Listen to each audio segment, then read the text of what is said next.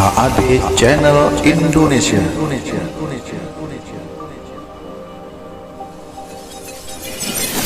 Adab buang hajat ya, keluar masuk kamar mandi, tidak boleh membawa sesuatu yang bertuliskan nama Allah ya ke dalam kamar mandi. Nggak boleh.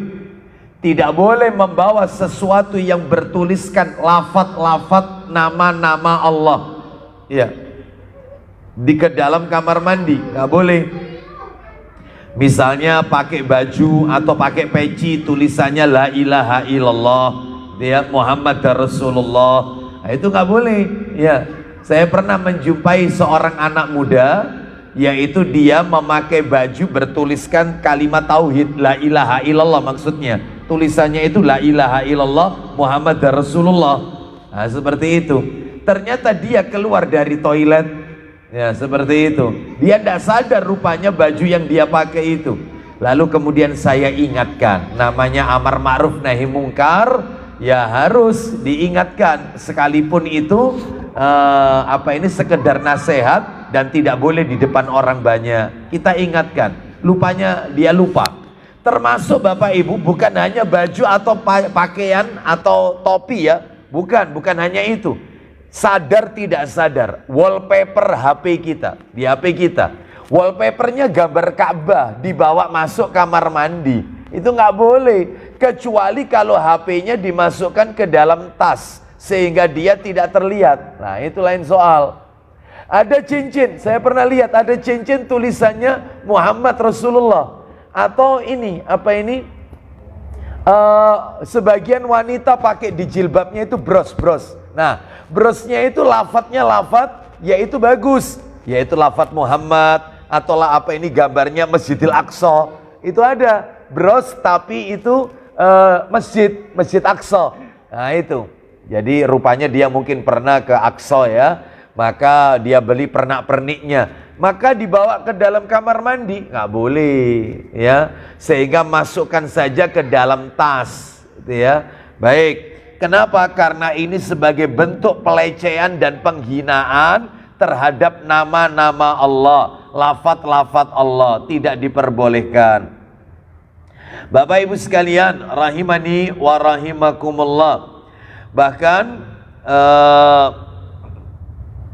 Nabi SAW saja, beliau juga tidak mau ya, beliau juga bahkan melarang orang yang menyebut nama-nama Allah di dalam kamar mandi.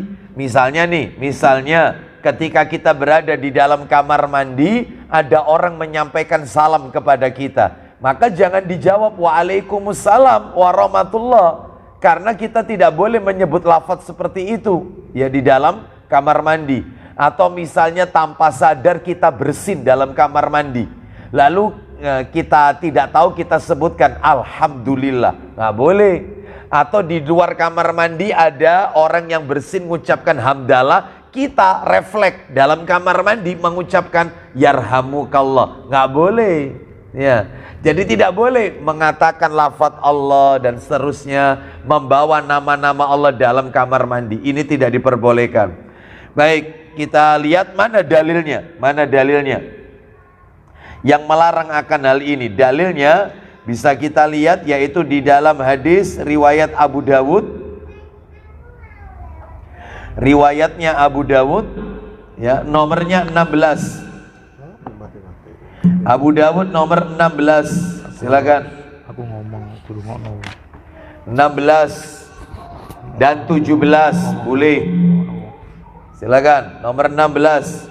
Dari mana itu? Yaitu dari Ibnu Umar radhiyallahu anhuma. Tafadhal. Dari Ibnu Umar radhiyallahu anhuma, ia berkata, ya, suatu ketika ada seorang laki-laki melewati Nabi sallallahu alaihi wasallam ya, yang sedang buang air kecil. Lanjut. Kemudian dia memberi salam, namun beliau sallallahu alaihi wasallam tidak menjawabnya. Terus. Dalam suatu riwayat bahwa Nabi sallallahu alaihi wasallam bertayamum, ya. Kemudian beliau menjawab salam orang tersebut. Nah, jadi Nabi tidak menjawab sampai beliau bersuci lebih dahulu ya, minimal tayamum, baru kemudian beliau menjawab. Terus lanjut. dari Muhajir bin Kunfuj Ya. bahwa dia pernah mendatangi Nabi SAW ketika beliau SAW sedang buang air kecil. Ya. Lalu dia memberi salam kepadanya, namun beliau SAW tidak menjawabnya, Nah, Nabi nggak jawab karena ada di dalam kamar mandi, dalam toilet. Lanjut. sehingga selesai berwudu. Terus. Kemudian beliau SAW minta maaf. Nah, Nabi lo minta maaf kepada orang itu. Nabi minta maaf. Apa kata Nabi? Sebenarnya aku tidak susah menjawab salammu. Hanya saja aku sedang buang hajat, ada di toilet.